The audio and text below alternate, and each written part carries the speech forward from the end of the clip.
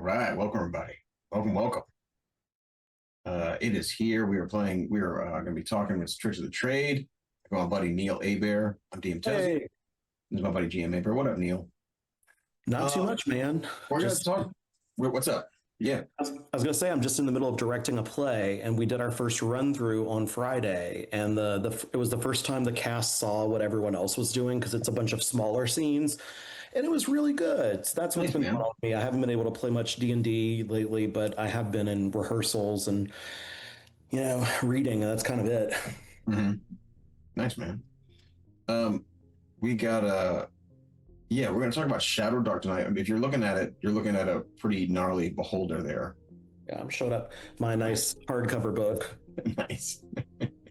This is a striking image to start off uh, um, a TTRPG. It's pretty Yeah. badass. I mean, it's very like it looks like because it's got that it looks like brain matter, but it also looks like runic. Yeah, Kind of difficult. It's difficult to describe. It's also got these like holes on it that make it look like it's vascular or like it's just been disengorged from tubes. yeah, it's like an undead beholder, and all of the big named monsters in Shadowdark have really cool art. Yeah. You can see why this game made over $1 million on Kickstarter, and now the newest expansion I think is at 3.5 million, and it's just one chick, Kelsey Dione, is the designer, That's awesome. and she's a badass. That's awesome. Yeah, I'm seriously considering like maybe doing. Obviously, this can't be like the main thing I do with No. Shadowdark, but I'm seriously considering doing like some sort of side thing with some other TTRPG. I mean, there's a reason I want my channel to be called. Well, my channel is called like DM Tizzy Presents. Yeah. It's TTRPG. It's not just D&D. Would you Even though consider this? most of it is D&D. Would you consider this some good supplemental for the Grimdark campaign you're working on? Possibly, maybe I run. I don't know. Grimdark has its own rule set, so I mean, Grim Grimdark. Hollow. Grim Hollow has its own rule set. It's Grim Holland's own rule set. Yeah. I think Shadowdark's really fun, and if you get some of the Cursed Scroll magazines that Kelsey's released, she does a set, like a complete campaign world hex crawl in each of the Cursed Scrolls, and she's building one overall world. I did not spend the money to get the newest Kickstarter stuff, where it's like the world for Shadowdark, but I mean, I've run Shadowdark several times, and it's quite fun. Yeah, man. I used Shadowdark rules to run a one-shot meat grinder called The Lair of the Lamb. That what's this? I forget. I think it's the Goblin Punch dude wrote it at the blog Goblin Punch. But basically, it's set in this weird fantasy world where you wake up in this dungeon. You've been sacrificed to this entity called the Lamb, which is the son of one of the gods, and the lamb is the size of a cow. It's hairless, it screams and can speak in a human voice, and it laughs and hunts you throughout the adventure. And it's very creepy. Whoa. Of course, one of the details is the lamb likes to rub its genitals against the walls. Oh my god. Whoa, dude. It's horrifying. Whoa. But I did it for a bunch of high school kids. Not when I was their high school teacher, obviously. Right. But I brought like a mix of parents and kids over and ran Lair of the Lamb. And it's just a free one-shot adventure you can download online. And it was a hit. It's cool, man. I like They that. killed the lamb. Before we get into Shadowdark, I wanted to talk about a couple of games because Cool. there's a couple of games that I've just beaten that I think I just want to talk about. I think it's very cool what's happening. There's like a renaissance of these type of things happening. I'm very happy about it. I just beat Dragon Quest 3, which I've never played DQ3 before. And it's a good one. Yeah, people can DQ3. If you don't know the Dragon Quest series, a lot of the Dragon Quest games are. It's weird. It's like they're very traditional JRPGs. They kind of started the JRPG Yeah. phenomenon. But they're all kind of different. They're all different from each other in terms of like scope and mechanics. And every 3 games are linked. So the first 3 games are a trilogy. The second 3 games comprise a linked stuff. And yeah, I think that's quite cool. Yeah, it's pretty badass. I mean, Trey, I would recommend playing some of the other ones. Definitely. Number 3 is great. It's a great game. Some people don't like it because what happens is you make your own extra party. You make your own extra party. You have your own hero, obviously, who you can choose to be male or female. And who is destined in number 3, it's a prequel, so you're destined to be Erdrick. You're destined to have the title of Erdrick. Yeah. So it's called the Erdrick Saga. But yeah, some people don't like it because the other party members are not named. They don't talk. They don't have much personality. But you just have to embrace it. Like, you are making your own. You're carving your own path through the world. You're like, and that's really fun. Yeah, it's great. Yeah, and the customizability of choosing the classes of everyone is also really good. Yeah. And conceptually, my favorite Dragon Quest is probably 7, which starts with all the world is Esterd Island, and then you slowly unlock the erased world as you journey in the past and stop the demon lord or whatever from unmaking reality. Now, that being said, Dragon Quest 7 is like interminable to play for a lot of people, and the leveling, the class system on top of the leveling system is really dumb. They've changed it now because they reimagined it. So I just played the demo and I see what they've done with it.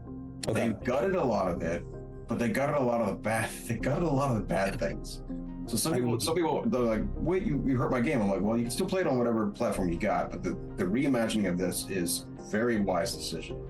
And I thought what? I was gonna say, I thought the remake they did of Dragon Quest 7 on 3DS was great. Oh yeah, people love that one, and people love that one because again, they changed a lot of the bad stuff. Yeah, you streamlined. This one's just more streamlined. It's taking it from a 150-hour game, literally a 150-hour game, to 80 hours if you want to 100% it. Probably 60 to 80 people are getting it. People are finishing it at 55 hours. I feel like Persona 5 The Royal was about 80 hours, and that's games, that's about the most I want to spend on a single story. Yeah.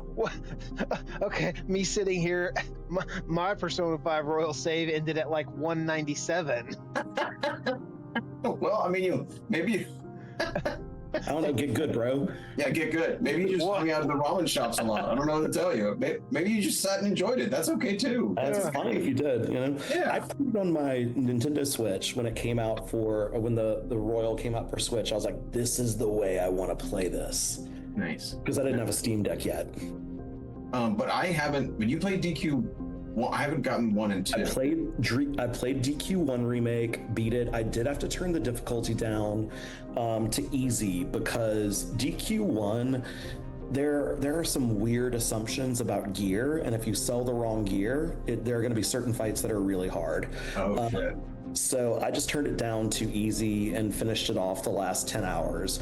Because you have to switch gear for some fights or something? You have to switch gear for some fights, and if you don't, it's like you basically, it's so hard to beat, you can't win unless you grind needlessly. But I'm playing DQ2 remake, and that one's awesome. Like, it's really, really good. I'm hearing from a lot of people because DQ2 is universally accepted as like one of the worst ones. But the game design for the original one, it culminates in this big cave to get to the end game, where literally every step you fight a random encounter, unless you go in 15 levels too low, but then any encounter will kill you unless you can run. So it's like, I don't know, they need to fix that. But I don't know, DQ2 remake is quite good.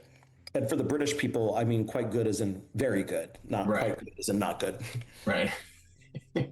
All of your British subscribers, we have so many, man. I have a lot of Canadian. There's lots of Canadian players in my. There's a lot of Canadians want to play D&D.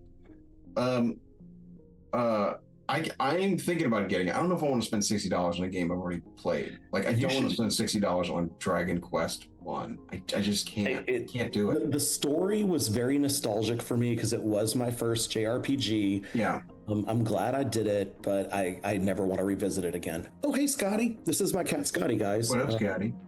Scotty. It was the same for me, too. Playing Dragon Quest 1 was my first. I was like, what is this? And that was when we only had Nintendo Power magazines. You could guide us. There was no Google, nothing. It was just like, it's one of the first JRPGs, and it's an open world JRPG. It's just like the unbelievable. king's like, go kill the dragon lord, and you're like, can you help me out? He's like, here's a stick, go do it. Yeah, go do something. Yeah, go use the stick. Yeah, man, it's. I thought DQ1 was a nice trip down nostalgia lane. They added a lot more story. It was beautiful to play. I did eventually get bored, so Right. it is because you only have one party member. It's what you're only one dude. Yeah. And like it's not what I want from a Dragon Quest game anymore. Right. I think 2 and 3 would be more my speed, and I did buy 3. I haven't played it yet, but you should consider getting Metaphor Refantasio. I've heard such good things. It's the Persona guys fantasy game where like you're building archetypes, and as you unlock archetypes, you can change classes, and like it's really. I was into it, but I started playing it right after I beat Persona 5 The Royal, and it was just too soon to go into such a similar game. But is it still like high school drama, but you're also... It is not. It's a fantasy world where a king is murdered, and his ghost appears and announces to everyone in the kingdom that they were going to elect the next ruler, and it's the election to be the next king, and you're representing the son of the king who's in a coma, and you're fighting against the probably very clearly evil guy who is just like, might makes right, and I will run a realm of the strong. But everyone's like, oh cool, realm of the strong, that's awesome. So you have to like engage your kingly virtues as stats and raise them as you go through side quests and try to basically solve people's problems, and it's really cool. Like if I hadn't just beaten Persona 5 when I started it, I would probably have invested 100 hours into it. Maybe I'll check it out. That does sound cool. I just don't want to buy, like, I played Dragon Quest 7, the reimagining. I just played the demo, which I'm very happy that demo, because it just showed me that I did not also want to spend $60 on that. I mean, I love the amount of effort and work they put into it, because so much. It really is reimagining. Because I played 7 too, and I love 7. Yeah. But 7 is a task. It's a big task. It's the longest DQ game there is. It's long. And like I remember when it came out, my mom wanted to watch me play. So that was like a thing we did one December, is just we played for a month Dragon Quest 7. That was what we did. We hung out and played DQ7. That's amazing. And I remember at one point, because at one point in Dragon Quest 7, you don't have the ability to change vocations. It takes like 30 hours It takes 30 hours to get there. And then when you get there, you're like... The entire freaking point of the game is that there's a class system on top of everything else. And it opens up and you're like, what? Oh, so now I'm playing the game? So now you're playing the game. After 30 hours, you're suddenly able to play the game. It's crazy. Yeah, it's crazy. like when someone told me, yeah, you should play Final Fantasy 13 again. After about 40 hours, it really gets good. And I'm like, bro, I'm not spending a work week waiting for the game to get good. Like, let's be serious. Oh my god. Ah. But yeah, the only thing I haven't played much because we were kind of locked down for the storm. But I was playing Spider-Man on Steam Deck, and I forgot how good that game is. Oh yeah, man. So I've been enjoying when I can play. I enjoy that, but my life's just been consumed by rehearsals, and yeah. I beat what was that thing I just beat? You beat? Yeah, I beat DQ3. So DQ3, I never played it before. Beat it now as reimagined. It's great. It's awesome. I love how they like the return to Alfgard. Yeah, well, it's not. It is a return to Alfgard. The whole idea of it is wild. So you're on a different land. You're in Aliahan or whatever. You're in a different Aliahan. Yeah. And then what you come to realize is that the underworld of this world is Alfgard. Like, what? That's hell. Yeah. It is hell. So Dragon Quest 1 and 2 take place in a hell dimension. Yeah. Or at least one that's been overtaken by demons, and it has become a hell dimension. Which, that's kind of cool. It's pretty rad. But I wanted to tell you about this. It's a game called Chained Echoes. I've heard that's really good. Neil, it's good. It is really, really good. I have some qualms. The game is very much a tribute. It's very much a love letter to Final Fantasy VI and Chrono Trigger, especially Chrono Trigger. Oh, awesome. The game starts with like you in bed and your mom comes in your room and she opens the blinds. It's just like Chrono Trigger. And she goes and wakes you up. But then as she's going to wake you up, suddenly she shakes you too hard and she's like, get up, get up, get up, soldier. And then the vision ends and you're on an airship and you gotta jump into a mech and go fight like it jumps into it. So there are mechs. Chained Echoes? Chained Echoes. And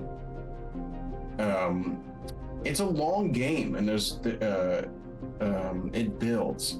My biggest gripe with it is that the writing can be very amateurish at times. And I don't mean just like fart humor. That's not what I'm talking about. I just mean it can be very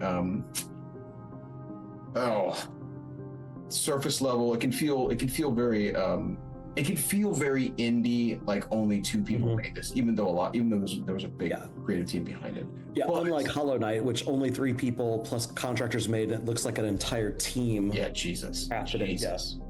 And so there's some issues. There's some issues with like pathing in the game, with some of the art design, but the music is gorgeous.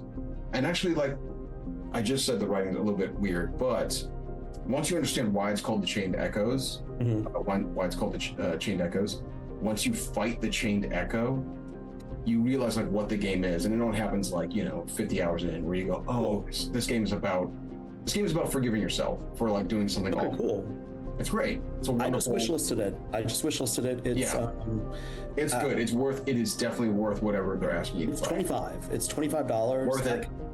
I can swing that probably next month, because this month, I don't know if you're familiar with the dude that made not Cult of the Lamb, The Binding of Isaac, but his new game is out called Mugenics, and it is a roguelike cat breeding game where you send cats into these dungeons, and it's tactical battles with, I think, 200 hours of gameplay, 80 skills per class. And it's all cats as all cats. If you look up the trailer, it's a man in a cat suit being really weird and almost like perverted. But there's apparently like your cats, when you go home between runs, your cats can breed.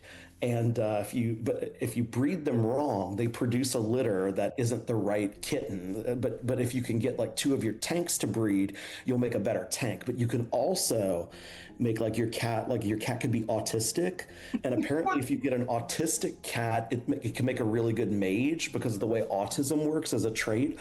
So it's basically like Rogue Legacy meets Into the Breach meets Binding of Isaac with cat poop. What the fuck, man? It's called Mugenics. It comes out the 10th. So is it Mugenics like MEW? MEW Genics. Like, okay. I'm buying it the day it comes out, just because I love tactical role-playing games. I love like Cult of the Lamb and stuff like that, where there's base building elements. There's base building elements in this.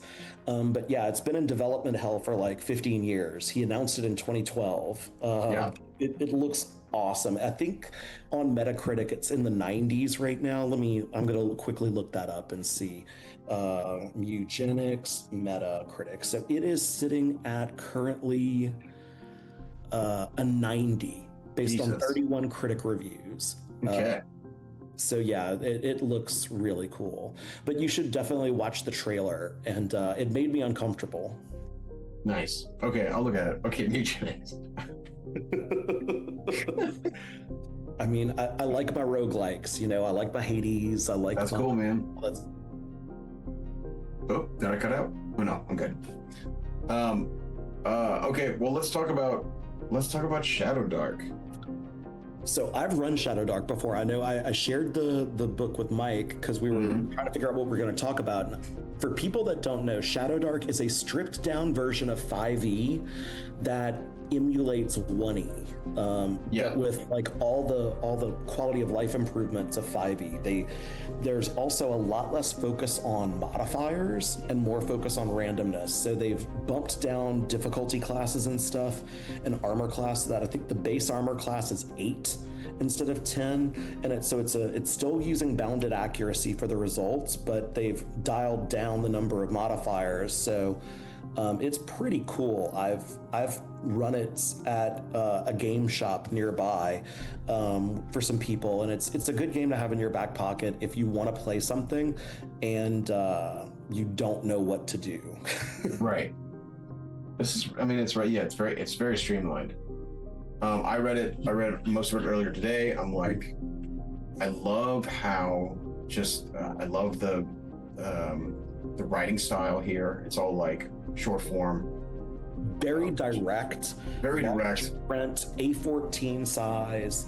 It respects your intelligence. It understands that you've read a TTRPG before, so it knows. Yeah. It knows you know 5e. Right. Probably. It's not aimed at new players. No. In the way that something like 5e is, or even Tales of the Valiant, they do a damn good job of introducing in their game master's guides, this is what role playing is, which I've mentioned before in these things. If I had had that when I was 12, I would have been so much better. Right. I mean, Trey said meat grinder. There is a meat grinder. There's something called the gauntlet in this game where you can meat grind. And you start off as like a group of level 0 characters, and any that survive get to become level 1 characters. So Yep, that's how I do it. Yep. So each player would play 4 level 0s, and then we'll see who makes it. And when I ran Lair of the Lamb, it's a level 0 meat grinder. Right. And the players loved it. Although I did have some players that were just like refusing to get into the dying a lot, where my friend John was like, he died 5 times very quickly. He was like, well, I got 5 characters to run through to start, so I'll just take risks. And that's how I play. I don't like being cautious. There's it's all about like high risk, high reward. Your life is quick. And the cool thing is, there's no experience in the game. It's based on gold acquisition. So it's really a focus on going into dungeons and getting rich. Yeah, getting the stuff in there. Yep, love it. Getting that treasure. So dying is like 1d4 plus con modifier. On turn, roll a d20. 20 equals rise with 1 hit point. Yeah. So essentially 1 through 19 is sort of like a fail, kind of. Mm-hmm. Until someone can either heal you or you just die. Yeah. And death happens a lot in this game. The assumption is you're gonna die a lot. Yeah. So I will say for people that are looking for something that plays very quickly, the cool thing about Shadowdark is it's always an initiative. So even role playing, even exploring, you're going around an initiative order throughout the game just to make sure that everyone is active and everyone. That's wild. That's super cool. So you just that's awesome. I was wondering because I read the example. I was like, we're in initiative already. It just happens. Ever make you roll initiative. It's just it starts to the DM's left and you go right. Okay. And you just enemies go. I believe enemies go when it feels right. It's a lot of people, a lot of the old school fans are like, I like rulings, not rules. And it's like, I hear you. Like, I personally want rules. I don't feel like designing my own game. Like, yes, I can house rule anything, but I'd like to play a game where I don't have to.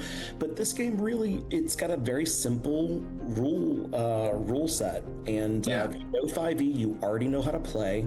Yeah. And the thing some people might not like, though, is you don't have control over what your character levels up in. Like, because you have to roll on a random table to gain a talent. Yeah, it's all rolled. You roll your stats, you roll your talent, you roll. Yeah. Mm-hmm. There's no min-maxing because that has been pulled away from it. Yeah, so if you're like really into character building as like an aspect of the hobby, Shadowdark is not for you.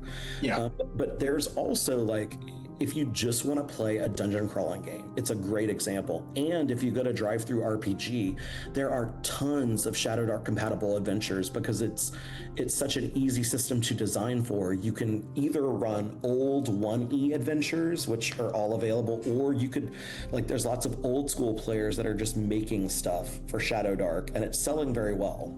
Mm-hmm. There's 4 classes in the base book. That's it. And each cursed scroll adds another class. Each cursed scroll? So the cursed scroll zines you can buy for like 12. Oh, gotcha. Each adds a new class. So there's like an assassin, a dervish, a bard, a druid, and I forget what, but I've got the first, I think, 6 cursed. I've got the first couple cursed scrolls, and each of them also comes with a full campaigns hex crawl campaign setting. Oh, that's super rad. So it's like fun. That's super rad. Yeah. I love how you never leave initiative. I love that. It's really great, and That's great. I try to do that when I run games now. I try to make sure that I'm like constantly asking people that aren't talking, "What are you doing? What are you doing? What are you doing? What are you doing?" Yeah, it forces you to do that. That's great. Mm-hmm. That's great. And I've definitely added that into my 5e games to make sure there's no one just sitting still and like there for the ride. Yeah, I've had to do that now for a couple of my groups where some people are they need some help. Some people need some help. Although I have heard, some people, it really depends on the player. Some players are just like, they're super chill, they're super quiet, and they're just They want to roll their dice. I just want to roll the dice. I'm just here. I'm here for the vibes, And some people are like that, and that's okay. Yeah, I mean, it's like so at some point my wife wants to get some of our like closest friends that have now moved all across the country into like Zoom and do Zoom hangouts. I was like, why don't we do a once a month D&D game? Like, because like some of those people I've played with before, and they're very chill. They're like, yeah, I just want to hang out. Yeah. Hang out with some friends, roll some dice, and laugh a lot. Yeah, that's what. Yeah, this game is too. This game looks like it's scary, super fun, and it is about the dark. Like a lot of it is about keeping that torch lit. Can I talk about the torch real quick? Yeah. The central mechanic of dungeon crawling is you have a torch. A torch lasts for 1 hour of real time. Mm-hmm. And if the torch goes out, the monsters have advantage on everything they do, and you have disadvantage on everything you do. God. And the GM is encouraged to target the torch the same way you target players. Fight over the torch. Have the wind put the torch out. I know Mike Shea has suggested that instead of it being an hour, you make it 1d20 plus 10 minutes per torch of how long it goes, so that there's randomness. Damn. Or 20 plus 1d10 minutes of torch, which is what I would do if I had to start it again. And yeah, you threaten the torch and scare the shit out of your players with the dark. Oh, damn. Because no creatures that could be, no playable races have dark vision in Shadowdark. The dark for monsters only. Yes, I like that. Whereas in 5e, you get people with like, they can see in magical darkness. Well, it's like, well, I guess darkness never threatens you. So that's a good list of like talent. So every level you roll 2d6 and you get something. Yeah. And you can get each one multiple times. That's really cool. Mm-hmm. That's really dope. And I want to say that the suggestion is like start to think about retiring your character between level 10 and like level 13. Right. Because it goes 1 through 10, or you can go higher. I believe there are like you can use the tables to figure out how to go higher if you want. Right. It's very cool. I love how simplistic and how like you can just grab this game and just hit the ground running. And the magic system is not Vancian. It is not. No. No spell slots. You have spells. No spell slots. But then you have to roll each time you cast. Yep. And if you fail enough, you lose the spell for the rest of the day. Right. And if you crit fail, you might spell mishap, or like your god is displeased with you for a cleric. Yeah. It gets gnarly. It gets real gnarly. I want to look at the spells actually. I want to go to the spells. Yeah, so this one has thief, fighter, priest, and mage. That's it. Yeah. And I want to say if you get curse scroll number 1, you get a witch, and then there's a dervish, and then there's like witch spells that are added to it. And I think they made a warlock in one of them. That's pretty cool. Yeah, it's pretty. I think the expansions are just as interesting as the core book.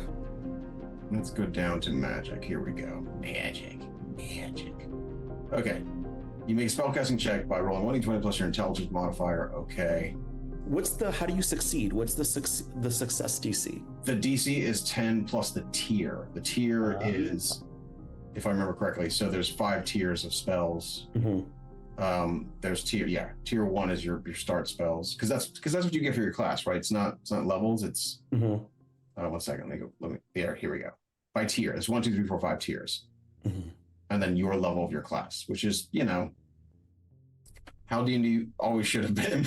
Yeah, really. You should have called it something else. It's you got levels of spells and you got levels of characters, but the Yeah. levels of spells don't correspond to the levels of characters. Like, Yeah, trying to explain D&D to, and then you're using stat. Well, I mean, stats is still the same in this game because it's because all anybody ever had in the old days was D6s, so that's what you had. Yeah. I love how you get 10. Basically, you get 10 slots for gear or your strength, whichever is higher. But like those quickly get used up by your gear.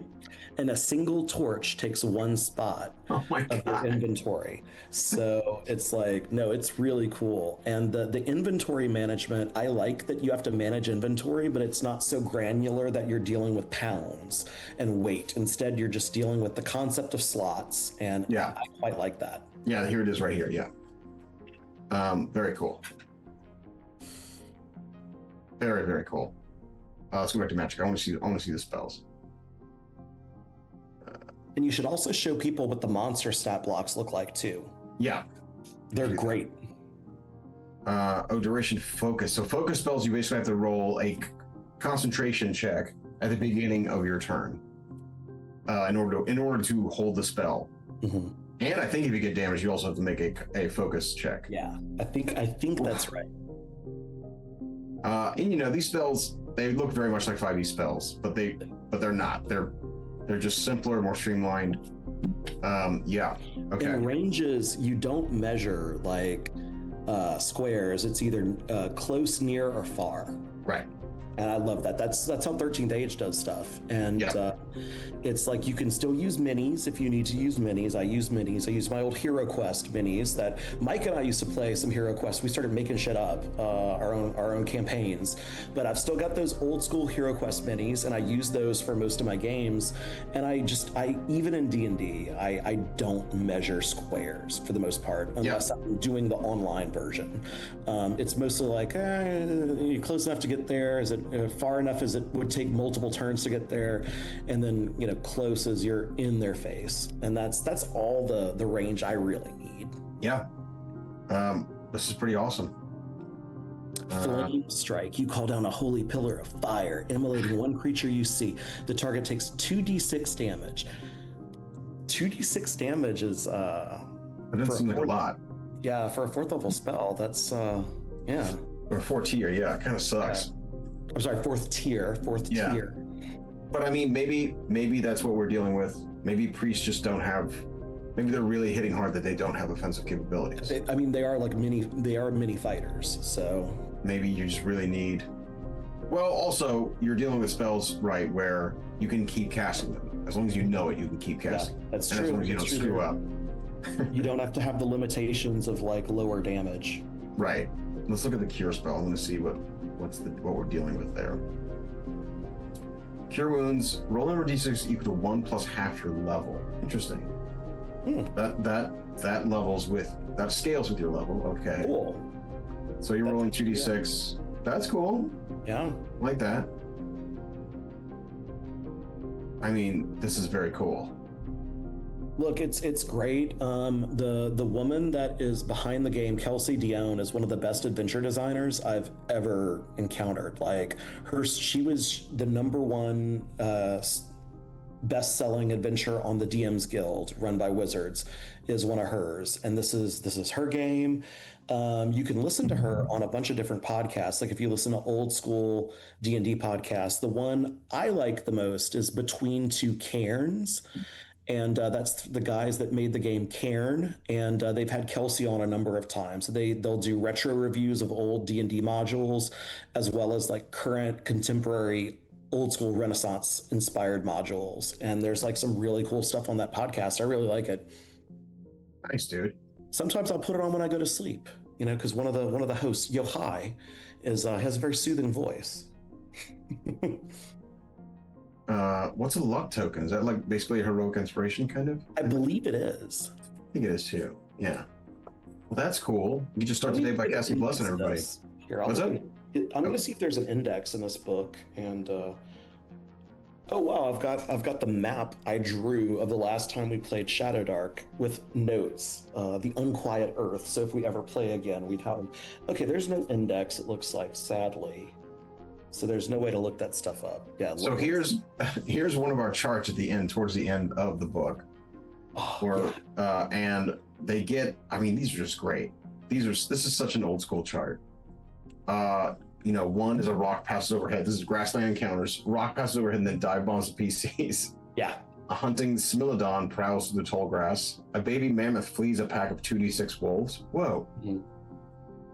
A pale wizard, black robe, stands silently on a tall rock. That's a cool image. These are cool, man. I think it's a great game. I think that for anyone looking for something just a little chill for game night, and like you can run this between D&D sessions. Like if you've only got half your people, you can do this. You can. Yeah. There's even stuff in here to randomly generate a dungeon, like using dice. It's great. They help you draw the maps. Like it's fun. Oh, I got in a new toy. By the way, it's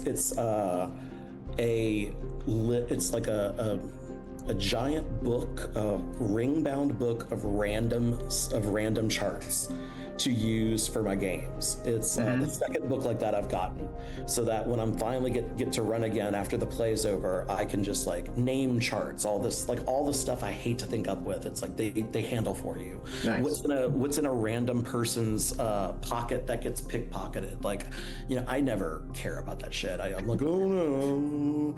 But if there's a chart for that, I can just roll in the chart and it'll be like, I care. This is great that they're talking about like how to build your world. This is awesome. I love that the alignments are lawful, neutral, chaotic. Mm-hmm. That's as old school as it gets.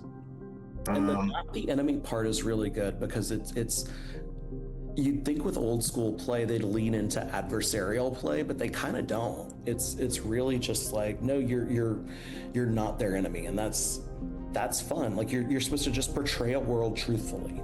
Right. Yeah, man, I'm enjoying it. Be unpredictable. Be unpredictable. Danger. A lot of these bits of advice are straight up from new school role-playing games, like Powered by the Apocalypse games and stuff like that. So even though it's an old school game, it has a lot of new school influence in terms of like attitude behind it and being very focused on what it does. Like the game does not have rules for stuff it doesn't care about. Right. Like, there's no. It's literally, these are the rules to go into dungeons and fight monsters. This is what you need to do. This is what the game is about. If you want to do something else, play a different game. Right on. So there's no proficiency. It looks like if you're making an attack roll. No, it's just your talent bonuses. So like a fighter, a half orc gets like +1 to melee attack and damage, and then like a fighter gets plus for his weapon mastery gets a +1 to attack and damage plus your half your level rounded down in attack and damage, so you add all that up plus your strength mod plus. But strength mod only applies to the attack roll, not the damage roll, if I'm not mistaken. Oh, really? Yeah, they're trying to keep the numbers low. So I'm gonna look through and see checks. Yeah, the DM chooses the check, hit points, what's next, movements, rounds, describe an action. Yeah, man, I don't think that stats are on page 15. Okay, cool. This says damage, roll your weapons or spells damage dice plus relevant bonuses. I don't think your stat mods are relevant bonuses for this. Crazily enough. Crazy. I mean, they like the randomness, dude. They like to roll the dice. Yeah, man. This is great. It's a great game. It's fun. I think for anyone in the market for something, I know Mike Shea from Sly Flourish, he's run some like year-long campaign in Shadowdark. He loves Shadowdark. And he ran one of their Cursed Scroll campaign worlds. Like the hex crawl aspect of some sort of woods thing. I don't know. It seemed pretty cool. But yeah, he ran a full year on it and is a big fan of Shadowdark. So, I like it. Do I like it more than D&D? I'm not sure I do. But I like the idea of old school games a great amount. Right. So I mean, there's definitely potential here to do something. I gotta figure it out and see if I want to. I mean, honestly, you should probably do instead of like just doing PvPs, you could probably have people sign up to play a meat grinder. Each one gets, each person gets 5 PCs at level 0. It's 3d6 straight down the line for each stat, and hope for the best. I did run. So the whole all my PvPs, most of them take place in Port Nyanzaru, which is the central town in Tomb of Annihilation in Chult, because there's a Colosseum there, and I was like, why don't I'll set it in a real place in a fictional world, so that it has some like Faerunian, Yeah, absolutely. But there's also another Colosseum, a sort of Colosseum in Port Nyanzaru called the Executioner's Run, which is like, if you literally think of Gladiator, there's like the Colosseum, and then there's the poor man's Colosseum. And Executioner's Run is like a poor man's Colosseum run by gangsters in the town. That's cool. It's where they send people who they don't want to deal with anymore to go get killed in the pits. Oh, that's cool. The Executioner's Run kind of looks like, it looks like a run. Like instead of a Colosseum, it looks like a rectangle. And so what I did for one of my PvPs was make basically a gauntlet, and like a running man gauntlet, so that like Dungeon Crawler Carl. yeah. So all the players were against each other, but really what they were trying to do is a race against time. It's a running man race against time, against each other, but also trying to survive. That was a lot of fun. That was a lot of fun. The jump spell was very good in that in that PvP. But yeah, this is a cool idea. I could do a grinder gauntlet. There have to be some masochists in the Discord that want to like play a hard game. There are definitely a lot of my players. I would say there's a good 10% of my players that want an old school feel, at least. There are. They talk about it. They're like, "Can you run Caves Chaos? Can you do Caves Chaos?" I'm like, man, that's I would so love to be cool. run through Caves of Chaos or Village of Hamlet. Yeah. Probably using Shadowdark, honestly. I think that would probably be the easiest rule set to use for it. Yeah. So. I mean, it's rad, man. It's rad. I don't know. I don't know what game. What?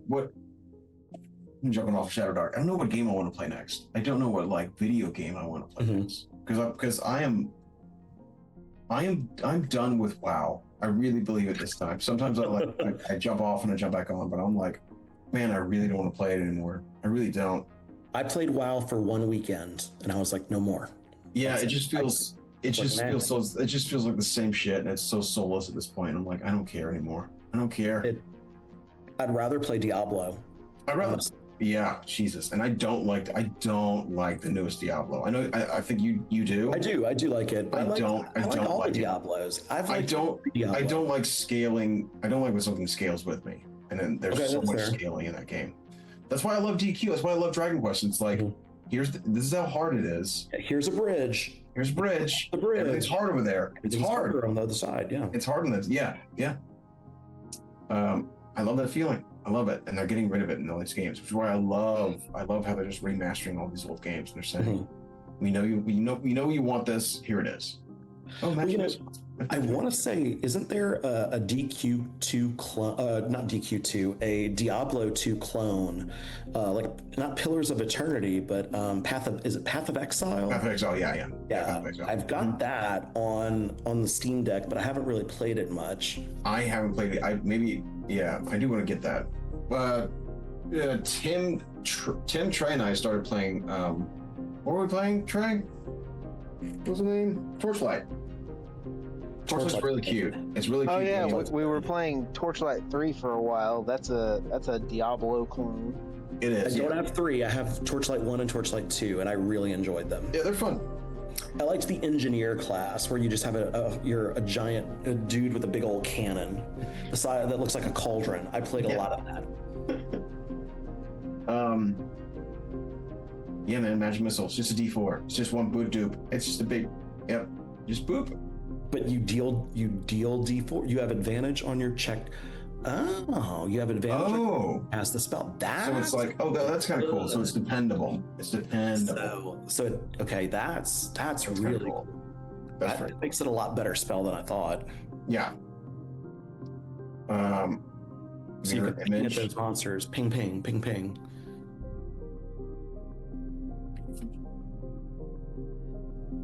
Okay, that mirror image is. This mirror image is better than the mirror image in 5e. Okay, Yeah, that's cool. That's cool. that's really cool. Yeah, man, this looks fun. This looks fun. Hmm? Oh, light gives you heatless light illuminating out to a near distance for 1 hour or revealed. Oh man. Oh yeah, no. I think 1 hour is just too much time for the torch. It's too much because then you're gonna have players with at least 3 torches who come down. But if you're blowing them out, I mean, you gotta light that shit up again. I mean, my monsters would tackle the torchbearer. It was you gotta target them. I ran Shadowdark a couple times, but the first time I ran it, a bunch of students from the college I teach at that I'd cast in a play were like, "We want to play D&D," and they just showed up at this game store and like played. They were kind of disappointed that it was old school because I think they wanted to do more of the role playing. They thought it would be more like that instead of like a dungeon crawl. Right. So I was like, sorry guys, if you play for real, you can make up your character instead of like roll a bunch of dice, and you can do voices and NPCs and all that. Like this is just a dungeon crawling game. Right. I mean, this is badass. This is great. Yeah. I'll go with the monsters. Let me try and find the monsters. 1 second. Oh, did I go too far? No, you're going there. Keep going. Oh, here it comes. Okay. We're designing monsters. Okay. Does it give you? No, it doesn't give you stat blocks. Okay. Yeah. Yeah. Okay. Here's an aboleth right away. Oh God. That's a cool looking Horrifying aboleth. So this stat block right here looks very 2E. It looks very like expert rules right here. Yeah. Right away, they're just giving you the information you need, shorthand, very shorthand. It almost looked like cryptic, but it works. I like that you only have the modifiers. I don't need ability scores. I just need modifiers. Yep, that's it. Okay, gotcha. And there's no saves in this game. There's no saving throws, I don't think. They're basically ability throws. They're ability throws. Okay. Yeah. Great. Why? Yes. Right. Yes. Like it's just. Yes. Yeah.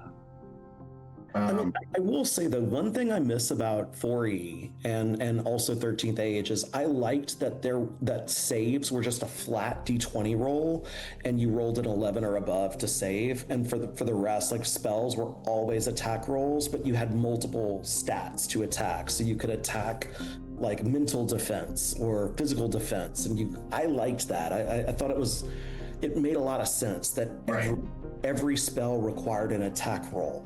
And because of that, it was a unified mechanic that was very easy for new people to understand. Right. So I have a question for you guys. Yes. What does within far mean?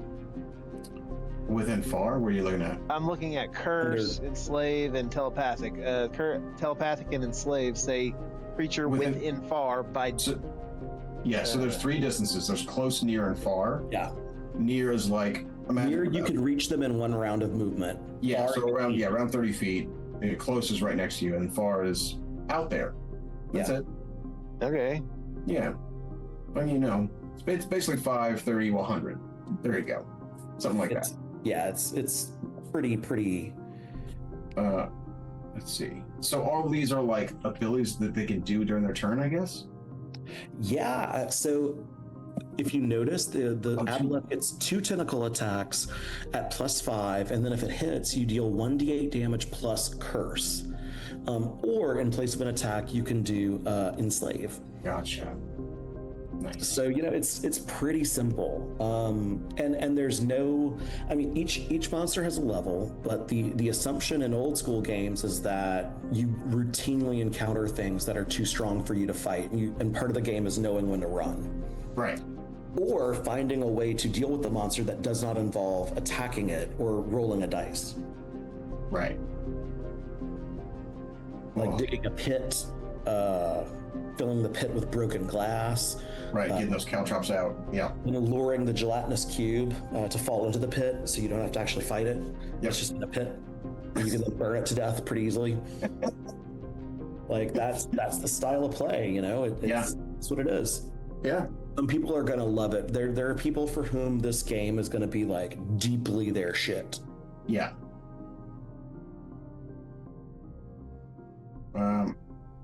Man, Archmage.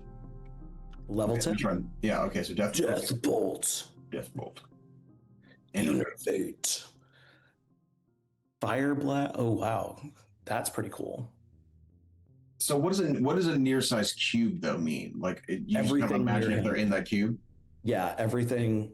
I would say everything that is near him, like that are in the same region. Gotcha. So, like on your map, you're drawing your room. If there's like, a couple people grouped together, that's how I would rule it. Right. Gotcha. Oof. Oh, okay. Very cool. I mean, this yeah, it's red. It's red.